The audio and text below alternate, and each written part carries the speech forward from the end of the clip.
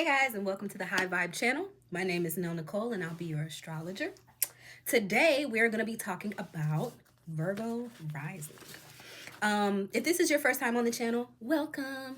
If you're not already aware, this is the third installment or series installment on the channel. We've already gone through all of the sun signs, all of the moon signs. So if you're curious about that and want to see those videos for yourself, for your loved ones, for celebrities, just for common knowledge, go ahead and check out those videos. There's some really good discourse going on in the comments over there. Super proud of those videos. And I just really can appreciate the community that we're building within this space. So go check those out if you're interested. Today, though, we're going to do Virgo rising. And I'm super excited about this because we get to start to talk about the chart in its totality. So without further ado, let's go ahead and get started. I like to talk a little bit about why we're talking about rising signs. And in order to do that, I like to show y'all a little bit of a chart. So your birth chart consists of a 365-degree circle, of course. It's broken up into 12 30-degree sectors called houses. Each of these houses is ruled by a sign, okay? So, excuse me. The rising sign just so happens to be the first sign that occupies your first house because it's the sign that was on the horizon upon your time of birth. And of course, the chart in its whole is a snapshot of the sky at your time of birth. We'll get into what that means a little bit later, but I do want to explain that, like I said, each of these houses is ruled by a sign. And so the rising sign is super important because it tells us where your chart starts. It gives us that information that helps us understand the orientation of your chart, where the rest of the signs lie. And each of them cover a different sector of your life. So it helps to kind of give you a little bit of a framework of what it is that you're dealing with in this lifetime, the energies that are available to you, what energies are going to kind of rule over different sectors of your life to help you navigate. As an astrologer, I like to liken the I don't want to say the psychology. I guess it is the psychology of the wheel to a map and a clock. It's kind of like where maps and clocks meet. The birth chart, of course, holds all of the planets that are in the sky. So all the planets are up there upon your time of birth. They could be, wherever they are at that time. We take that, and the planets kind of serve as landmarks on a map. So I can tell you, where to go in order to reach those prime points in your chart in order to access certain energies. Or I can tell you where the energy is most powerful in your chart to help you understand what it is that you have to work with down here. And also, it's a clock. So it helps me to interpret what time it is for you, what time you should, be making certain moves within certain sectors of your life, whether it be money, whether it be career, health, right? And so super, super informative. This process, I'm going to try to keep it short. I've been telling everybody I'm trying to keep these videos to 20 minutes. I'm hoping the Virgo video is going to be the one where I get it perfect, because y'all know y'all get the reputation for being perfectionists. And I do have a Virgo 4th house, so my mind is very on Virgo type of time at all times. But what we're going to do today is go through your most influential not aspects, but axis on your chart, which is going to be your 1st house, 4th house, 7th house, and 10th house. We'll get into what each of those houses represent as we go through the reading. But I do want to say that if you guys would like a more in-depth reading of your personal astrology, there's a link below where you can book a reading with me, and we can talk about your exact chart, and I can give you the anecdotal knowledge and synthesize what's going on within all of your placements to help you make decisions, understand what time it is, understand who you are, how you are, what you are, and why you are, right? But I'd also like to do a second installment of videos where we go through each individual house and talk about what that looks like for a Virgo rising, just for teaching purposes, for learning purposes. I think that when you start to learn astrology, you'll never tire, you'll never run out of information, and it's good to have that knowledge just to help you navigate through the different trials and tribulations that may come up, or even joyous seasons that come up in your life. Help you to rest in that and to hold that and to own what's happening in your life and who you are. All right, without further ado, let's get on into it. And Virgo, I'm already feeling the healing energy here with you. Very, very bizarre. I love what I do. But all right, so 1st house. Of course, for you guys, first house is in Virgo. Let me take a drink. Let me take a step. Oh, y'all see my belly? Why they make all the shirts crop nowadays? I'm a grown woman. Anyways, So first house is going to be your personality. It's going to be the first impression. If your chart as a whole is your house, it's your home. Your rising sign is going to be your front door, your landscaping. It's the neighborhood you live in. It's what it looks like. It's what it feels like. It's how your energy is expressed, the filter that your energy is expressed through in this world. And so Virgo energy tends to be, where did I put my notes? Because I got notes, y'all. Virgo energy tends to come off a little bit more calculated. Maybe not, calculated might not be the right word, but you guys are very exacting. What did I put? Analytical is a good word. Y'all are the observers of the zodiac. Y'all notice every fucking thing to the point where I've got some Virgos in my life and I'm like, listen, quit nitpicking. I just want to be in love. I just want to be of love with you. I don't want to feel analyzed, right? Every time we talk, but that's like a natural gift of you guys's. Y'all are practical, y'all are detail oriented, and you're service focused. So when you're doing it, you know, people might be like, oh, hold back, but you're like, I just want to help you. Like, y'all are the natural helpers of the zodiac, maybe even more so than a person who has their sun in Virgo. Because the sun just talks about how you see yourself, who you think you are, right? It's your ego. But your rising sign is actually the energy that you're projecting out into the world. So y'all tend to be fixers. Y'all tend to be, because of the observant nature that you have to be able to notice certain patterns within this human existence, within the world, within people, personality, psychology, what have you, you guys tend to take a back seat to things. It's like, oh, I'm sorry, y'all. It's like your energy pairs, and this is so off kilter, but it pairs really well with Scorpio because y'all are both kind of the people watchers of the zodiac, where Scorpio might do it a little bit more for manipulative reasons. Virgo does too. It's just not the same. It's not blatant manipulation. It's like, I'm trying to help you, right? But within that, it's really you guys trying to help. So like there's this humble, reserved air about you guys. And you might not offer your services or your help. You're, you know, very interested in self-help, mastery, self-preservation, all those things. And so you tend to have more of a dogmatic outlook or lifestyle to the point where your values point you in the direction of when you love someone, when you're fond of someone, or even when you're trying to be funny, you know what I'm saying? Like you'll still try to help them. It's not always well received, but it comes from the best place. I know it comes from a really well-intentioned place. And so you try to embody what it is that you're trying to express to others. So the appearance tends to be a little bit more reserved because you don't want to show people the kinks in your design, right? You don't want to show people the quirks that you're dealing with because that would kind of sully the image. Y'all want to present as well, I don't know, taken care of, well-groomed, well-studied, emotionally regulated, just very, very clean and polished exterior, okay? For the Virgo rising. Physically, you guys might have a more delicate or dainty appearance because I noticed that with Virgo placements, there tends to be, excuse me, y'all, and take everything I'm saying with a grain of salt, but more of a frail quality to it. It's very sensitive in quality. Like you guys can dish a lot, but y'all actually cannot really take a whole lot. So again, that reserved nature is like, I'm only going to share this information with people that I love because that's my love language. And I'm trying to help. So I want that same love back from you. And I want it to be intimate. You guys don't want it to be on blast for everybody to see. So in relationships, y'all tend to be fixers and very idealistic, but we'll get into relationships a little bit later. But that informs why you present the way that you present. You want to attract other well-meaning, put-together people so that y'all can troubleshoot shit together and improve on the design together in order to present this very well-polished exterior.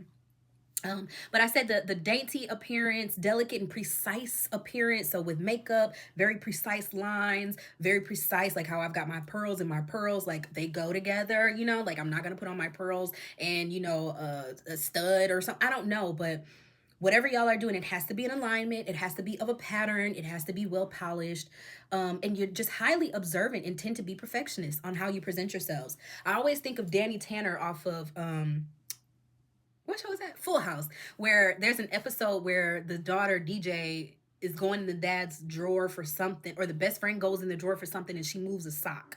And she's like, oh, I'll just put it back. She's like, no, you don't understand. My father is going to notice you moved his sock. She's like, what the fuck? It's a sock drawer. And she's like, yeah, but you don't know my dad. Danny Tanner was very Virgo coded in that sitcom. Just go watch it and have a laugh. All right, next house we're going to talk about is fourth house. Fourth house is the early home life. It's the psychology. It's the foundation of your mind. It is how you think and process information because it's how you were conditioned in early childhood. So it informs not only your past, your present, how you presently mother yourself and nurture yourself and think and process, but also your future self. And how you mother or parent your kids or your loved ones or anyone that comes to you for solace. And that is in Sagittarius, honey. So this is where things get a little bit mixy. Okay, let me stop. No, my dad's a Virgo, and I think it's so funny because he's only ever dated Sagittarius women who have, like, I don't want to say drug him through the mud. He was a very good guy to them and they loved him, but they have given him a run for his money, yo. Like, but okay, let's get into how these energies even meet in the same cross, in the same axis. I have to step back. So I forgot to mention that Virgo is a mutable sign. That means that your cross that we're talking about is a mutable cross. That's how they relate. What does mutable mean, Danielle? The same way, or Nell, sorry, don't call me Danielle. I don't like that. But anyway, so what does that mean? It means that Virgo energy can be very changeable. They can adapt to the person that they're looking at. And what I mean by that is that observant nature, they're taking you in. They're going to see what you lack, see what you have, and they're going to tell you how you can improve upon that thing. And it's a changeable type of advice that they have. They want to help you to transform, to change something, to improve on that thing. All right? Sagittarius, Pisces, and Gemini all share the mutable quality, but they all have different elements. So Virgo, being the earth sign, is going to teach you how to practically change your circumstance, whether it be your appearance, whether it be the way you do something, whether it be, it's just going to be a practical adjustment. Trust me. It's so annoying though, because you feel nitpicked because it's like, oh, am I doing nothing right? Like, because you guys strive to be perfectionists, you want everybody around you to also strive for that perfection. And if you can see what their issue is, you're going to try to help them get to that level. People don't, it's not going to work though if that person doesn't want that advice. So that is how Virgo fits into the mutable category. Now, fourth house, Sagittarius, your mind, your home life, is very mutable in the way of a fire sign. And so it's kind of crazy because Virgos are so, or Virgo risings come off like cardboard boxes. Like, y'all just want to put people in boxes. It's very plain. It's very, you know what I mean? But then that Sagittarius is like, oh, that's why you so reserved, because you got a freak flag that you just scared to fly around. All I'm saying is the mind of a Virgo rising is much more adventurous than they may come off, than they may present. They are very much adventurers in their mind. And so, again, a lot of times the way that they present is almost like a facade to that. They don't want people seeing their kinks, their quirks, right? They don't want that stuff on Front Street because that sullies the image. But the sullying of the image is just the image, the inner soul of this person, the inner working of their mind. They know how crazy they are. I'm gonna put it out there. They know exactly how, I don't want to go deep off the deep end because this might offend some people, but there can be a manic quality to the way that your mind works. These people tend to be the ones that spend a little time in certain facilities and then realize, oh, nothing's wrong with me. I'm just actually suppressing what I really want to do or be or say or how I want to ground myself in this world. And so in the early home life, they may have been very like allowed to play around, be exuberant. And you might have had parents that even encouraged the exploration, the adventuristic, you might have had friends in your early childhood that were very transformative to your life, that showed you certain things at a young age that allowed you to be like I'll say this, a lot of Virgo placements and especially Virgo risings have had stints with drug addiction and things like that, where it's like, but then they end up cleaning themselves up and being like the head person behind an advocate you get what I'm trying to say. Like they'll be an NA person, they'll be an NA helping save other people because they've been there and they understand the workings of the mind and how one can get to that place because they're free in their mind, they're adventurous in their mind, you know? And so there's that level of freedom, but the emotional grounding was missing because it's a fire element. There's not very much comfort there in the fourth house for you, which is the house of comfort. So it can lead to a more uncomfortable early childhood experience that makes it so that you end up wanting to cope with that experience by indulging in drugs, indulging in certain behaviors or certain scenes that are more off kilter in order to really just bring you back to you and help you to understand the why order is needed, why taming that energy is important and beneficial. But you guys still keep that fun air about you. Y'all still like a little spice, but it's like you get exposed to so much spice in your early life that you just want to find some stability when you get a little older. And so a lot of times that's where you've understood, hacked into the understanding that presenting as stable will afford you that stability at least for a little while. You know what I'm saying? Anyways.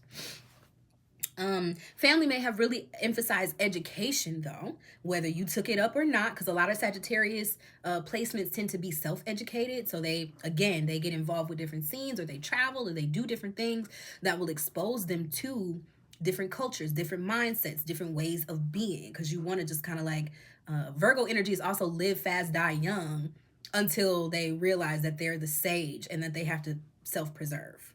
So in the younger days, they be balls to the wall. I ain't gonna hold you. You grew up also finding meaning in everyday life, but having struggled with feeling untethered. So again, that energy of wisdom, like you allow yourself to go to the depths of life, to adventure, to see all that life is affording you, but then you find the meaning in it at the end of the day, because Sagittarius is actually a very wise sign. It's a sign of learning, mentorship, wisdom, higher education. And so in your fourth house, you kind of fill the void of emotional insecurity with information, right? With people, right? With experiences. So yeah. And then you may have adopted a responsible role early due to unpredicted adventurous family dynamics. Again, the parents could have encouraged this or been the reason for this. You know, some of Virgo risings might have grown up with parents who were addicted. And so they thought that the shit was normal, and, you know, parents might encourage them to still do good in school. But like nobody knows they're a straight A student, but they're going home making their own dinner every night because the home life is just so unstable, you know, but they're like, this shit is normal. This is how life goes until they realize and they grow up that, wow, that's not really the bee's knees. So again, the need to want to fix people really does start in the early childhood, where it's like that feeling of being untethered, that feeling of being maybe even unloved, makes it so that you see love as providing information to people, because that's the way that you know how to love. You see love as providing a new experience to people, and if you just change this or that, it could afford you a completely different experience in life. And you almost push them to that. You want them to see that, to open their eyes, to open their mind, but to them it could feel like they're being pushed in a corner. Okay, seventh house, which I'm going over time, but it's all right, we're gonna get it done. Seventh house is represented by Pisces. So seventh house is actually over relationships, partnerships, not only the partners that you attract, but how you show up as a partner. And so with that being said, I talked about the tendency towards drug addiction or escapism. I don't think I said that, but there is a tendency towards escapism when it comes to your partnerships and your dealings with other people. You may be more prone to cast an idealistic vision of what you think the relationship is, or what the partner that you are, or the partner you want them to be, or business dealings. You might cast a really, y'all got your rose-colored glasses on sometimes when it comes to this sector of your life. And so remember I told y'all about my dad having to run for his money in romance? Yeah, that's why. Because people see how optimistic you are. Oh, and the Sagittarius also gives you divine optimism. So you understand anything can be changed for the better. Again. So with Pisces being in your seventh house, that optimism can turn into blind optimism, because Pisces is where things go to die, where like we don't understand what the fuck's going on in Pisces. Shit is falling apart so it can come back together in Aries and keep the wheel going. and initiate something new. So it's the end of a cycle. It's the end of a life cycle. It's the undoing of that whole entire journey. So what that means is in your relationships, when things aren't necessarily going well, when the partner is not necessarily up to par, when shit just looks bleak, you guys still have this optimism that you're like, but no, I'm going to figure it out. But no, I will be the one to heal, to fix this person, to heal or fix myself so that I can be perfect for them. It might come out as putting on airs or just being unrealistic about certain things to the point where the relationship might not even be able to amass to anything, any particle source. It's going to be more of an esoteric, ethereal connection there that maybe you and this person understand, but other people are not going to understand it. They might write your relationships off. There could also be, well, that would be more the lower vibrational aspect of the Virgo in your rising and the Pisces, which is how you're a partner and the partners you attract. But then the high vibrational aspect of this is when Virgo learns that when the student is ready, the teacher appears. They can just lead by example. They don't necessarily have to tell you all about yourself. They're just going to start doing the things to transform their lives because they realize they're the only ones that can, like, their life is the only one that they can actually control or influence, or you know what I'm saying? And so when you get to that level, you'll start attracting Pisces people who are more in tune with their spirituality and understanding that faith without works is dead. And although these people might still be a little bit off kilter or have rose-colored glasses on to an extent, they get in touch with their practical side. They get in touch with the grounded aspect of the thing. So like super hyper religious, and this might be come off as bias or judgment. Super hyper religious is not what I'm talking about. I'm talking about people who are spiritual in their practice, meaning it's not just the church on Sundays and the Bible study on Wednesdays, but you're living the word of the gospel. You're actually living in that. That is when you guys can really create these partnerships with people who are like otherworldly. Think Yoko Ono, John Lennon. Is that him? I think that's him. I don't know. But yeah, like that. Like very iconic, very spiritually based, very like, it might look crazy to us, but they're grounded in it. It works for them. They've got a hold on that shit type of energy. But you definitely have to look out for what you're drawn to, because you're going to be drawn to anything that's coming off as compassionate, anything that's coming off as like selfless, right? Which that's what you would think love is supposed to be. Like that's what the Bible and all of the esoterics teach us, to be selfless. But like there's some caveats to that. Like you can't be selfless if you don't have yourself first. The fuck? At this point now, we just martyring, we just killing ourselves, laying down on the line for what? There's no point. So you gotta make sure that the Pisces energy that you're dealing with, or the Pisces energy that you're exuding, is grounded, because you do seek more of those intuitive types, right? Who, I mean, we all know real intuitives, you feel me? The people who are real in the field. And then we know the fake prophets are out there. They looking to prey on people who are optimistic and want to change them, and they can string along and make it seem like they're doing the work, but they're really not doing the work. They're really codependent as fuck. They're really, you know what I'm saying, not doing what they need to do. You do seek relationships that balance your practicality and your emotional side, though, because you're gonna attract more emotional partnerships because you need that intimate space, and it tends to be within the love sector, or I'll say really close friend sector, that you feel like you can truly undress with people and show them your scars. And so yeah, you do seek relationships that balance the practicality with the dreamy, because you need space to dream. You're so practical in the way that you come off and the way that you do everything. You're trying to package everything up so tight. Sometimes you just need to be able to and just go get intuitive and feel a vibe. It's really a vibe. Welcome to the high vibe. You feel me? It's really a vibe when it comes down to you guys. And so you got to be careful that your barometer is really on and reading that motherfucker correctly. Like, what are your metrics? Have your metrics ready, so that when you feel those feelings and that chemistry happens, you can measure that up against the list of, you know what I'm saying, this is what I want, this is what I don't. Pros and cons lists are very good for Virgo risings, because you need to bring some practicality to that emotional part of your life. Challenges can include your partners being overly idealistic or overly dependent. We talked about that codependency and those rose colored glasses. But you do prefer deep soul connections, but may idealize partners and overlook their flaws because you understand that things can be changed or things can be improved upon, but everything's not going to be changed all at once because y'all are real healers. Y'all understand that things have to happen in due time. So you'll give people a lot of chances, a lot of passes, and take it on the chin. But when I tell you it really fucks with you, and you need somebody that's going to be able to actually hold space for you to explore your emotional self, because that Sagittarius fourth house makes it so you're just in it for the thrill sometimes. I'm not gonna hold you. Y'all are just in it for the fucking vibes. In the good time, I'm here for a good time, not a long time, but really that's not even really it. It's just and that's what makes you prone to addiction too, that instant gratification, the dopamine that comes from, like, I saw that thing could happen and I made it happen, so now we're here. But like, get deeper than that. You got to really rest in that Virgo, in that deepness, and like I said, create that list of your barriers, your pros, your cons. Know yourself, so that when that time comes, you don't get swept up in that quick, oh wait a minute, the vibe is right, oh, and they accepting my advances, and we in there like swimwear. Yeah, but you guys don't share any of the same values. This is not sustainable. It might be the greatest vibe ever, greatest one night stand ever, but it's not sustainable. All right, moving forward, because I'm already 6 minutes over.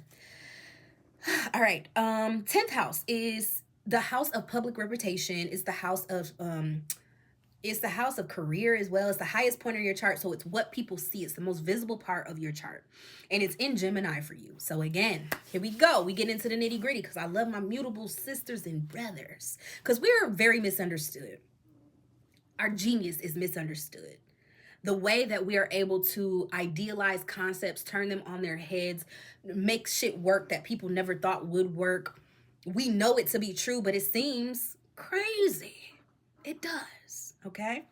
And so Gemini being at the height of your chart, Gemini is about duality. It's about information as well.